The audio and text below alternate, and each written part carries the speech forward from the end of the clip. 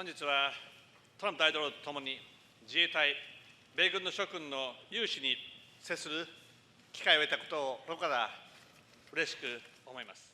Today, I feel extremely delighted to have this opportunity with President Trump to see all of you here representing the Japan Self-Defense Forces and the U.S. forces, men and women of great courage and patriotism.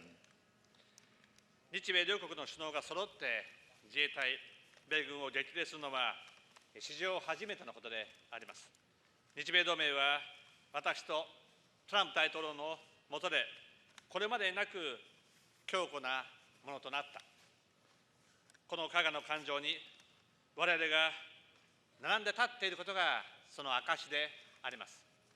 It is the very first time in history that the two leaders of Japan and the United States give words of encouragement together to the members of the Japan Self-Defense Forces and the U.S. forces. Japan-U.S. alliance has become more robust than ever under the great partnership that I and President Trump have developed. The fact that we stand together on board at JS Kaga today is a testament to such robust alliance.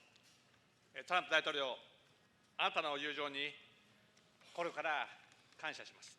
そして日本の自衛隊と米軍が今、私たちと同様、深い友情で結ばれていることを共に喜び合いたいと思います。この護衛艦加賀は昨年、西太平洋からインド洋に及ぶ広大な海において、米海軍と密接に連携しながら地域の海軍との協力を深めました。JS Kaga sailed through the vast area from the Western Pacific through the Indian Ocean last year to deepen cooperation with navies of regional partners in close coordination with the U.S. Navy. 今後、本艦を改修し、ストーブル戦闘機を搭載することで、我が国と地域の平和と安定にありがとうございました。Thank you very much.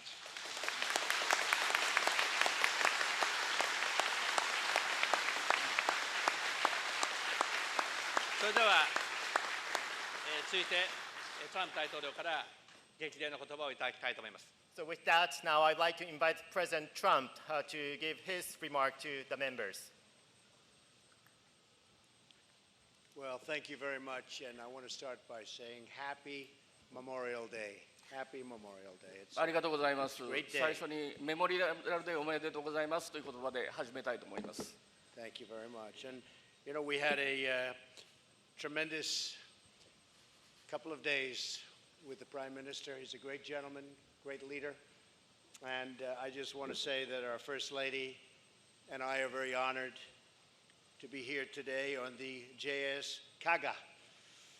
It's a great ship. They love this ship. You all love the ship, right? You feel good about it, don't you? I do too. I feel very safe on this. 過去数日間に偉大なリーダーである安倍総理と数日間を過ごしましたけれども、ここにファーストレディーと私はこの素晴らしい護衛艦である加賀とに乗船することができることを非常に嬉しく思います。